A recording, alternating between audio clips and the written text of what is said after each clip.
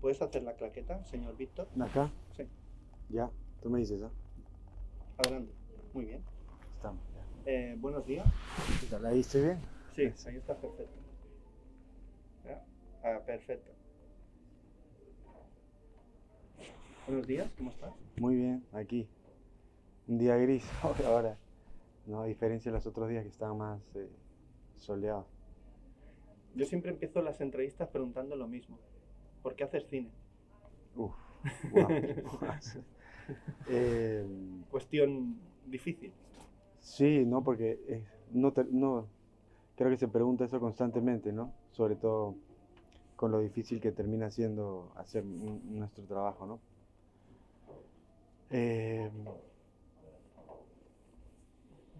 a ver, yo tenía una relación muy estrecha cuando era niño, en general, ¿no? Con una serie de libros que me dejó mi padre. Y a mí me interesaba mucho la pintura y también me interesaba mucho, por otro lado, como que la filosofía, ¿no? Ambos campos. Y traté, ¿no? De ir por la universidad o el lado académico, por ir a alguno de esos dos campos. Y la verdad es que en medio de eso, como que un día vi una película, me acuerdo, eh, y me di cuenta que el cine era una manera de reflexionar, ¿no? Sobre la realidad. Y que al mismo tiempo muchas de las cosas o de lo que me llamaba la atención, ¿no? Por ejemplo, de la pintura, ¿no? Más que como la disciplina en sí, pensaba un poco en el modo de vida, están relacionados con el cine y así empecé, ¿no? Un poco como probando y experimentando y, digamos, se convirtió como en un modo de vida, ¿no? Porque si bien no tengo mucho trabajo, sí he dedicado un poco mi manera de vivir y de conseguir la realidad a través de mi trabajo, ¿no? O sea, hay una relación o un vínculo muy estrecho, ¿no? Entonces se convirtió como en un modo de vivir y tal vez como tener una excusa para vivir, ¿no? Y así a veces, claro, no se responde como de manera concreta, pero creo que es más un sentimiento, ¿no? He visto que tienes 3 películas cortas.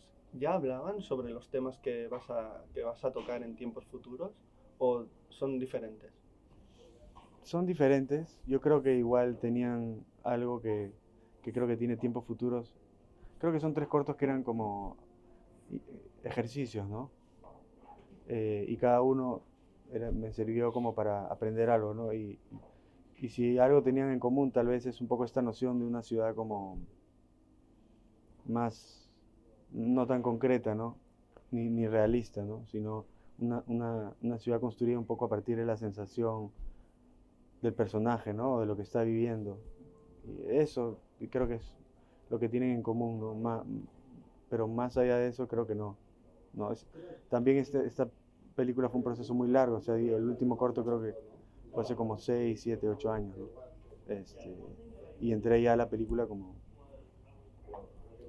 un trabajo, digamos, un poco más maduro, si se quisiera llamar de alguna manera, ¿no? Frente a esos otros trabajos anteriores. Yo no sé quién dijo una vez una frase de que las ciudades y los lugares no existen, somos las personas las que lo hacemos. Y sobre todo los que lo hacen no somos las personas, sino nuestro estado de ánimo. Y en tu película esta frase va como... Es como si fuera la frase de tu película. La idea era retratar Lima, la gente que habita Lima, y a partir de que ocurre el COVID, la pandemia, estalla todo en tu cabeza y dices, este es el momento de hacerlo. O tú ya tenías una idea de, quiero retratar Lima y estoy buscando la manera de hacerlo. Es un poco, bueno, es una bonita frase, ¿no? Pero yo también, digamos, coincido con eso. Y creo que es un poco de los dos. O sea, porque eh, la película igual, digamos, se concibió como en esta ciudad, digamos, con ciertas características, como siendo una ciudad vacía, ¿no? Y teniendo, ¿no? Como particularidad el clima de Lima, ¿no?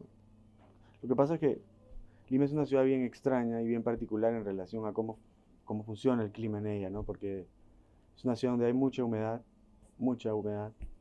y no llueve. Entonces genera como una especie de limbo, ¿no? Y se habla mucho de ese limbo, ¿no? Y de cómo ese limbo tiene, digamos, una consecuencia social o personal, digamos, ¿no? Pero se habla mucho de eso y era algo que siempre ha estado en mi mente de alguna manera, digamos, esa sensación tan particular de la ciudad. Pero luego también pasó que vino la pandemia y realmente lo que ocurrió es que mucho de lo que se había planteado como, o sea, como un futuro posible o como un desvío de la ciudad, de la realidad, terminó volviéndose real. O sea, digamos, tanto la presencia de la autoridad a nivel sonoro como la ciudad vacía.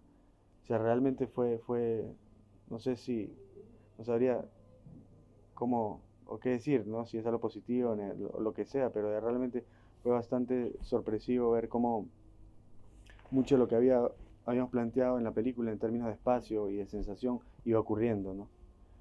Entonces, inevitablemente fuimos también viendo qué pasaba y viendo cómo eso le da forma a la película, pero sobre todo a nivel sonoro, ¿no? Porque, digamos, a nivel eh, visual, ya la película estaba concebida desde antes de la pandemia, ¿no?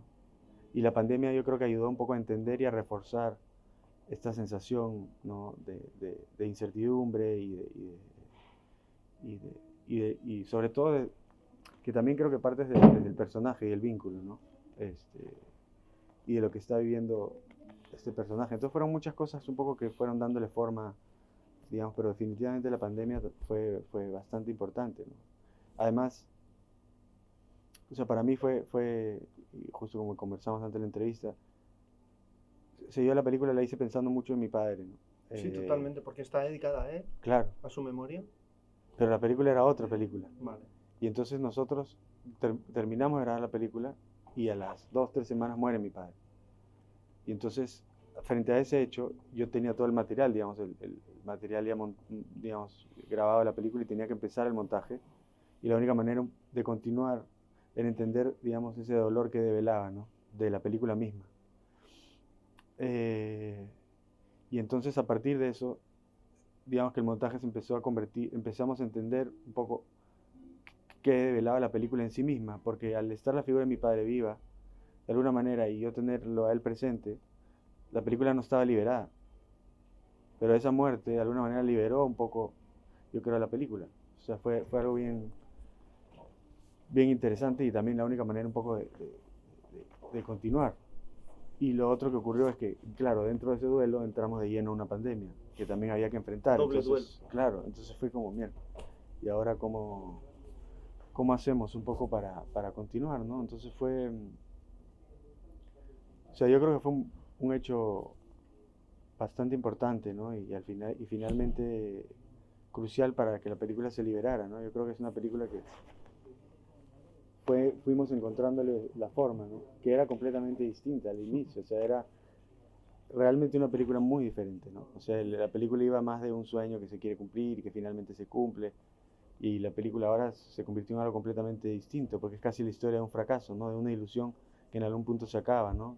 Y de cómo esa especie de sueño se convierte en una pesadilla, ¿no? En una obsesión bastante más compleja, ¿no? Entonces, digamos, fue como cambiando, ¿no? Con el tiempo y con lo que fue ocurriendo, ¿no? En tu película hay muchos frentes abiertos. Ahora hablaremos de la textura y del marco, que a mí me vienen muchas referencias, sobre todo de una parte del cine donde, bueno, se tenía esa idea. Bueno, ahora ya volveremos a eso. Pero aparte de todos los frentes que hay en la película, para mí hay dos vértebras súper importantes. Una es la relación de un padre y un hijo, de la historia de un fracaso, la historia de una desilusión, y otra de ese hijo de enfrentarse a otro mundo y sobre todo crecer mucho más en ese otro mundo que en la relación con el padre, ¿no? Uh -huh. Hay un tema ahí de padre-hijo, no sé si real o ficticio, pero no resuelto, que la película es el proceso de ese conflicto. Y está muy bien porque la subtrama o la segunda trama de la película refleja muy bien hay un espejo reflejo deformante de todo lo que sucede padre e hijo y hijo con, digamos, sus nuevos amigos, ¿no? Uh -huh. Es muy interesante, ¿no? Porque ahora que me hablabas de la filosofía, también tiene muchas cosas sobre todo de psicología emocional, ¿no? De cómo nos enfrentamos a los cambios y cómo nos relacionamos con las personas que vivimos, ¿no? Ujú. Sí, o sea, de hecho, igual, por ejemplo, la subtrama era mucho más compleja, ¿no? De hecho, en el proceso de montaje fuimos simplificando Puliendo, mucho, ¿no? Ahí. puliendo, o sea, realmente para tratar de mantenerlo mucho más, o sea, muchas relaciones o vínculos a veces son mucho más potentes en su potencia que cuando se reducen a algo muy concreto, ¿no? Ya.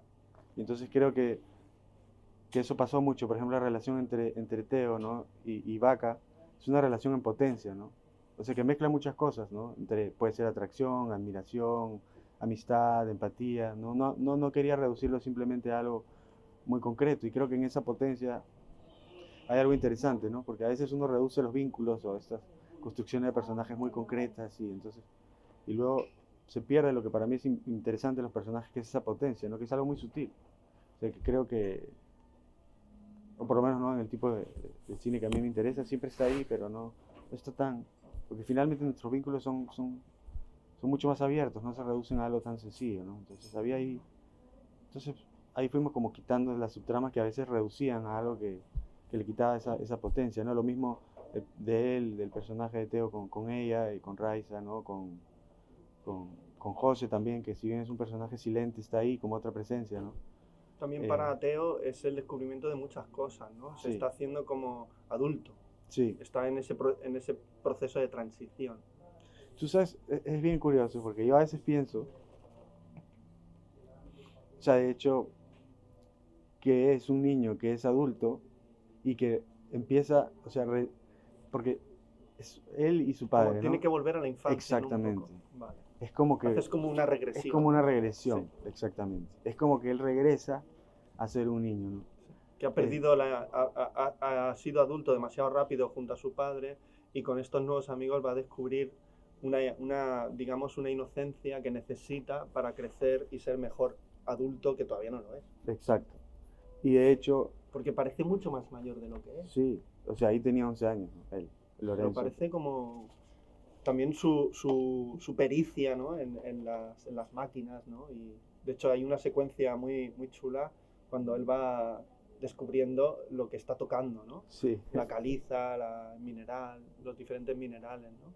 sí, Y el otro lo cronometra, está como muy presionado.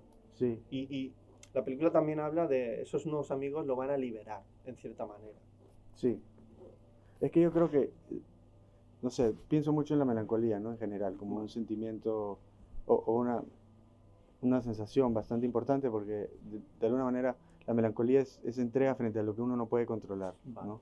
Y lo que, o sea, es como que el mundo, ¿no? Digamos, la experiencia te avasalla, ¿no?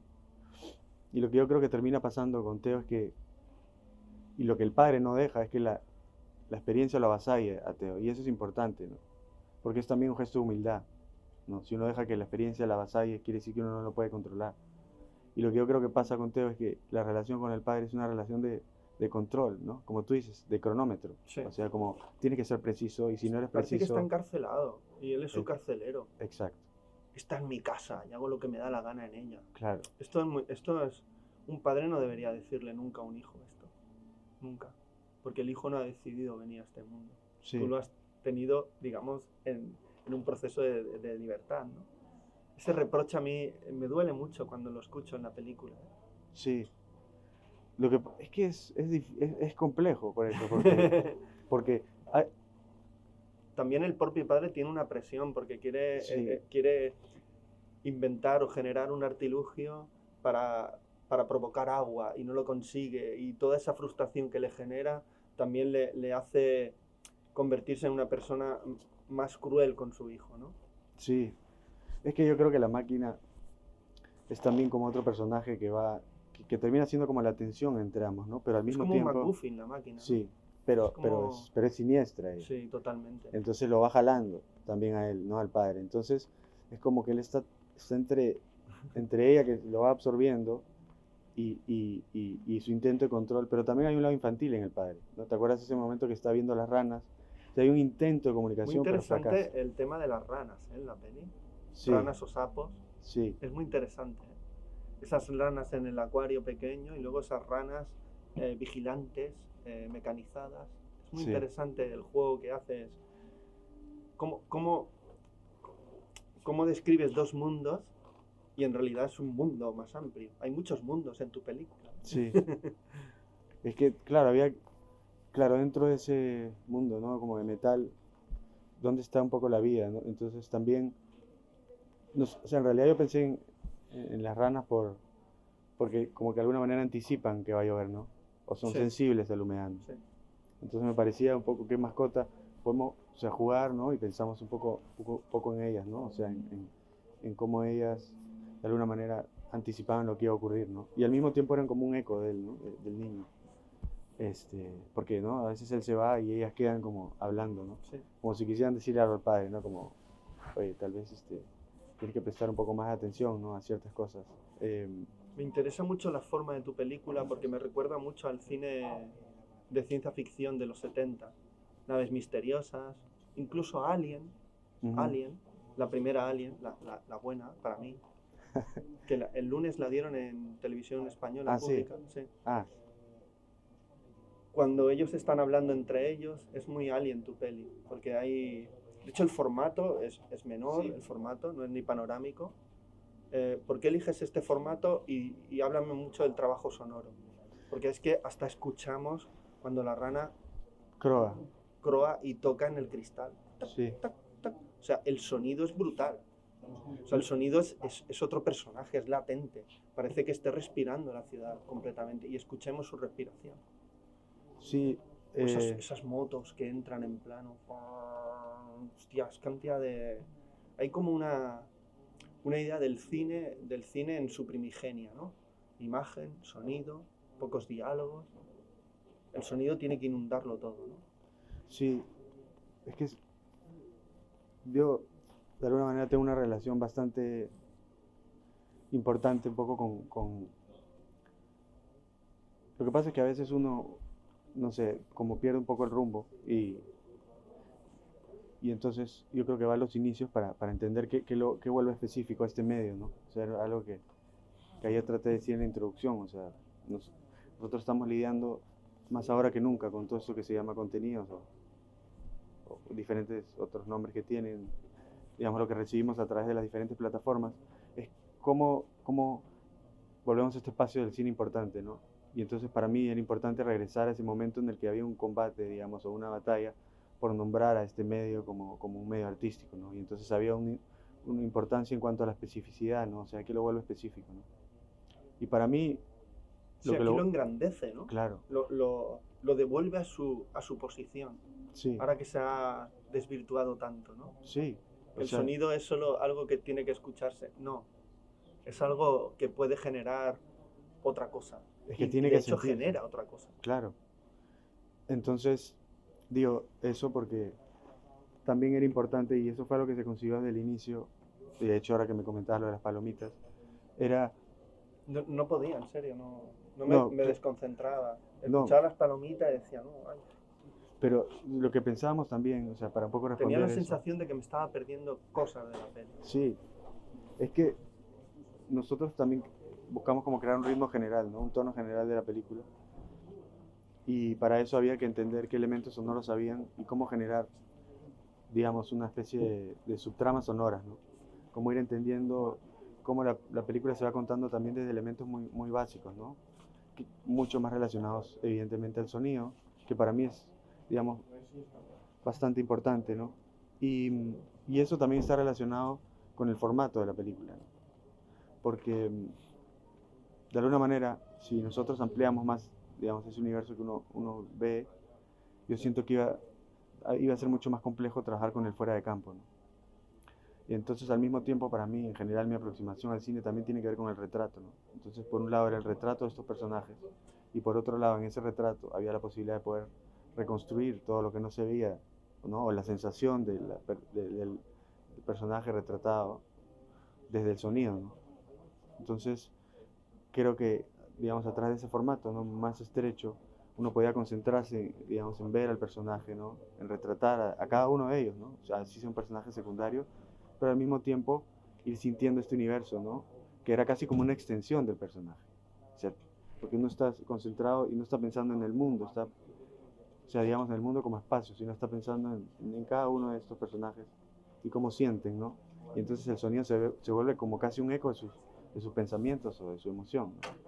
Eh, y creo que la película funciona mucho así, o sea, la película termina funcionando casi, son como fantasmas los personajes, ¿no? Y el eco, digamos, o sea, la repercusión de las cosas es súper importante, ¿no? Es como una peli de ecos, ¿no? O sea, que va como reverberando, ¿no? Y bueno, o sea, digamos, y el trabajo se hizo, el sonido se hizo con mucha gente involucrada, o sea, fue un trabajo entre Ecuador, España Sí, ya he y visto ahí a México. Sebastián Cordero en la Sí, producción. porque claro, nosotros nos quedamos prácticamente sin financiamiento Buah. después de la producción y fue a través de amigos y, ¿no? y de los coproductores que pudimos replantear el sonido y fuimos como escalando, ¿no? Y tratando un poco de lo que teníamos a la mano, ir trabajando y si bien no había muchos recursos, cambiamos los recursos por la posibilidad de trabajar con un poco más de tiempo, ¿no?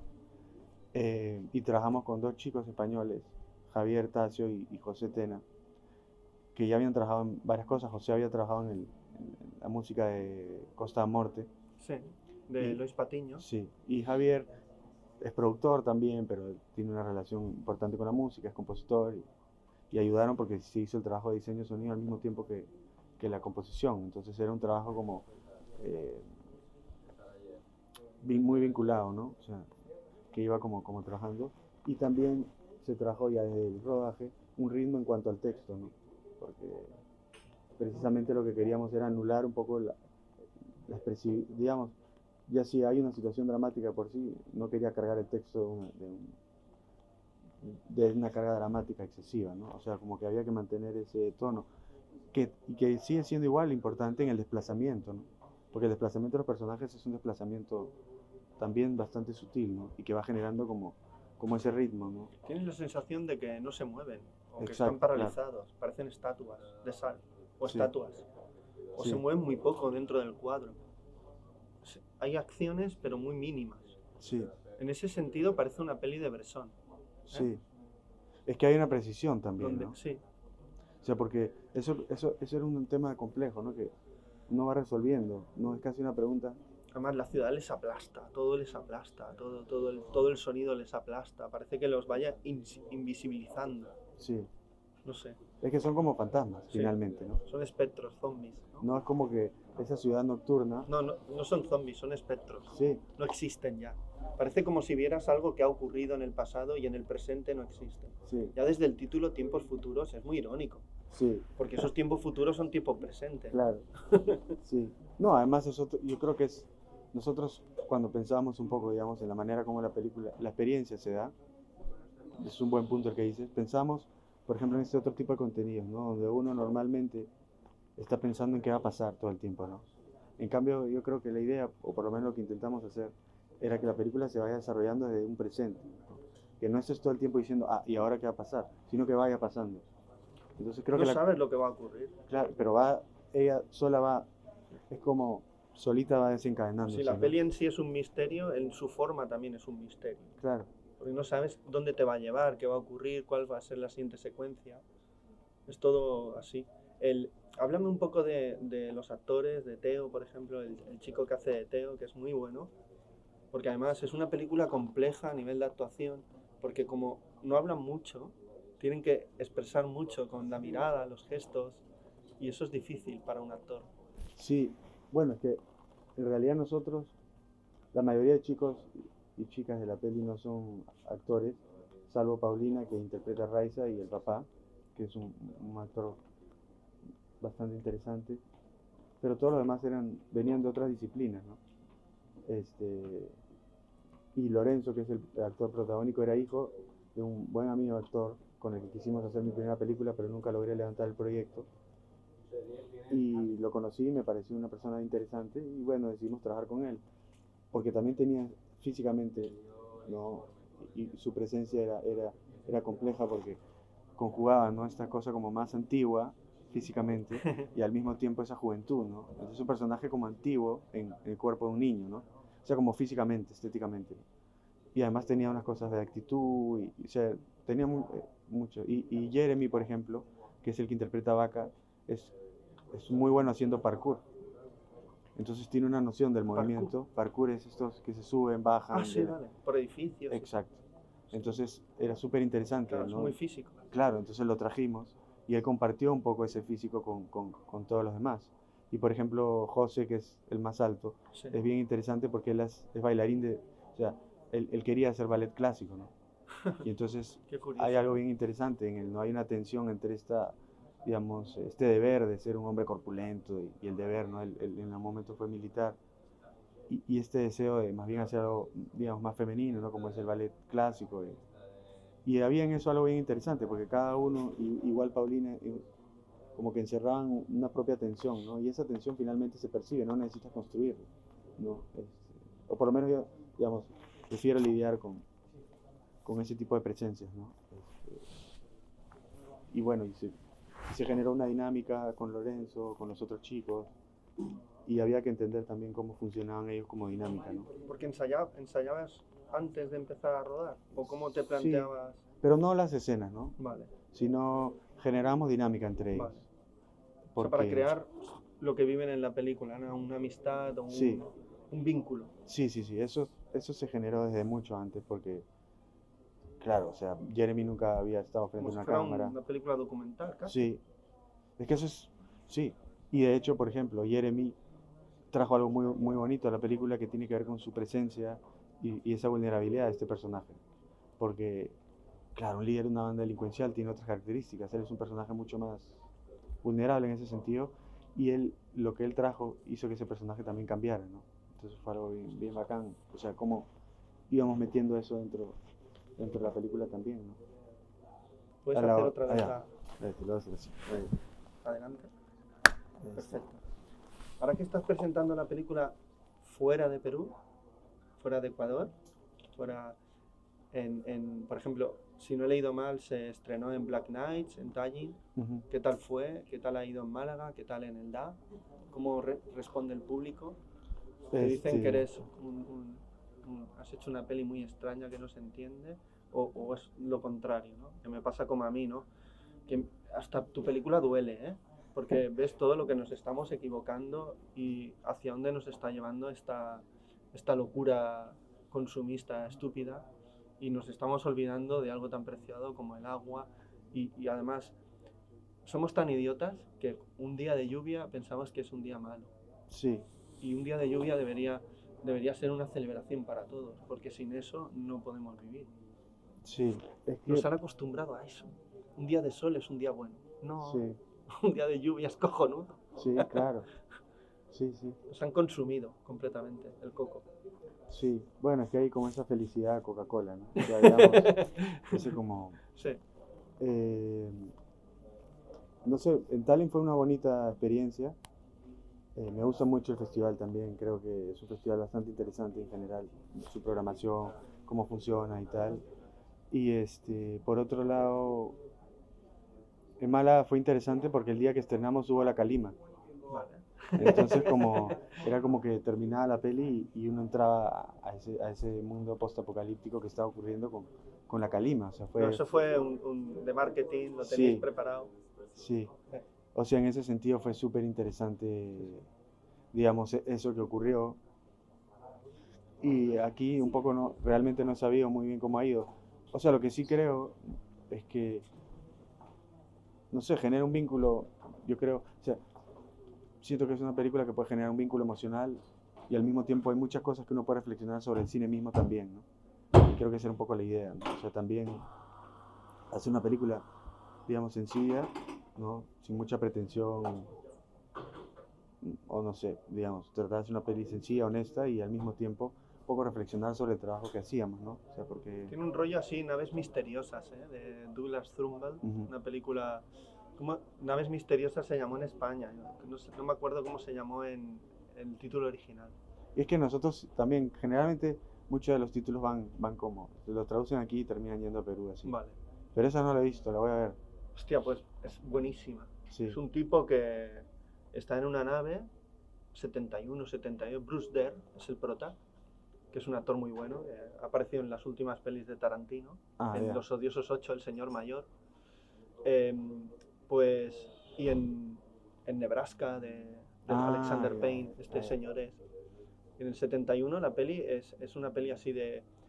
Bueno, él tiene en su nave todo lleno de plantas, porque, y les da agua, Ah, las sí, protege las plantas, porque fuera morirían.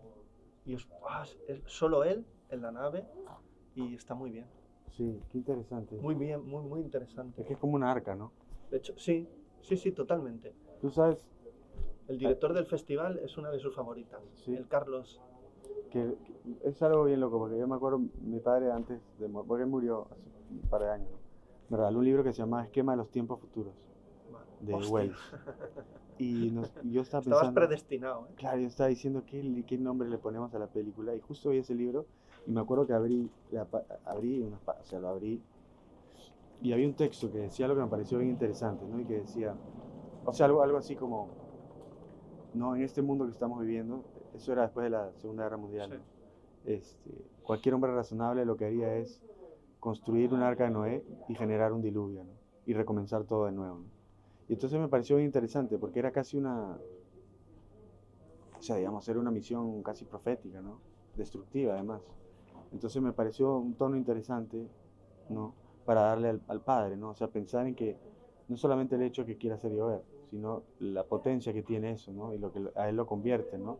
Porque no es un acto benéfico, digamos, ¿no? Es un acto bastante más siniestro, ¿no? Entonces, bueno, sí fueron cosas que, De hecho, para el este, espectador tranquilo, que en los que me incluyo, hay unas imágenes de tu padre al final de la película, sí, con una máquina. sí, bueno, es que ahí surge la De ahí película, ¿no? surge el tema. Claro, él leyó de Hay unos... muchos espectadores que enseguida se van. Yo Sí, nunca, yo hasta que no se encienden las luces y acaba todo, no me voy.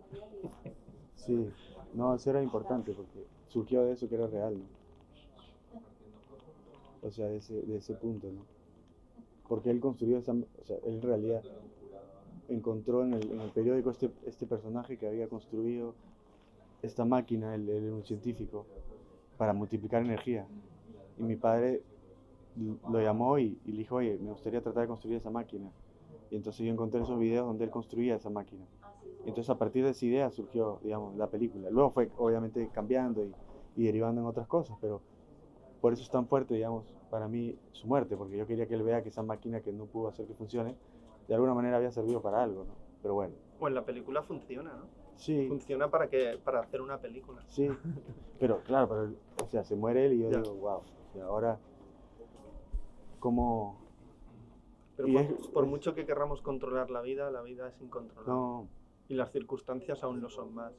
sí, O sea, tú estás aquí y no sé, quizá pasado mañana estás de vuelta a Perú y luego recordarás que has estado en Barcelona y tal.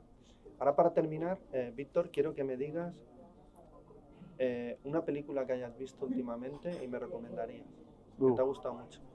pero tiene que ser contemporánea, O antigua, la que hayas visto, que digas, hostia, José, he visto esta peli que tiene 100 años y me encanta y me gustaría que la vieras. wow, uff, Porque supongo que tú como espectador de cine ves de todas las épocas.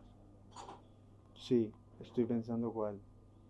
Aquí en España tenemos una plataforma que se llama Filmin, Sí, la conozco, claro. que claro, ahí hay de todo. Sí, A mí me deprime un poco, porque veo un montón de pelis que no voy a poder ver nunca. ah, sí. Claro, por falta de tiempo. A ver, ¿qué película? No sé. Mm, qué difícil. O si no, Bueno, hay dos películas que me gustan vale, mucho. sí, iba a reformular la pregunta Ah, ya. y te iba a decir que me recomendaras algún cineasta de Perú que te gusta mucho. Bueno, O películas o el cineasta, como quieras. O las dos cosas. hay una película que me gusta mucho que se llama Metal y Melancolía. Es- no, desde una directora, Hedy Cunningham. ¿En serio me Sí. estás diciendo esto? Sí, sí, Hoy he sí. estado con Oscar y me acaba de hablar de esta peli, Sí. Digo, o sea, que es sobre taxis, sí. que ella vive en Holanda, ¿no? Sí, esa me gusta mucho. Hostia, qué curioso. Y de hecho, ¿no? O sea, uno puede pensar en tiempos futuros y también podría llamarse Metal y Melancolía, ¿no? La tuya se podría llamar así, Pero tranquilamente. claro, ella ya tiene el nombre y es una obra muy, muy bacán. O máquinas humanas. Sí, Que esto me parece que había un cuento del Asimov, Máquinas Ajá. Humanas. Y la otra, ¿sabes cuál te iba a decir? ¿Cuál? A mí me gusta mucho una peli muy simple que se llama Ratcatcher, que es de Lynn Ratcatcher. Ramsey. Es una directora escocesa, si no me equivoco. Vale, no la he visto, creo. Esa y me encantó, me encantó. O sea, es una película sobre un niño en estos suburbios. Es una película bien, bien bonita. Este, esa me gusta mucho y sin lugar a dudas, o sea, una película que para mí es fundamental es El Atalante de Jean Ya me Vigo. digo.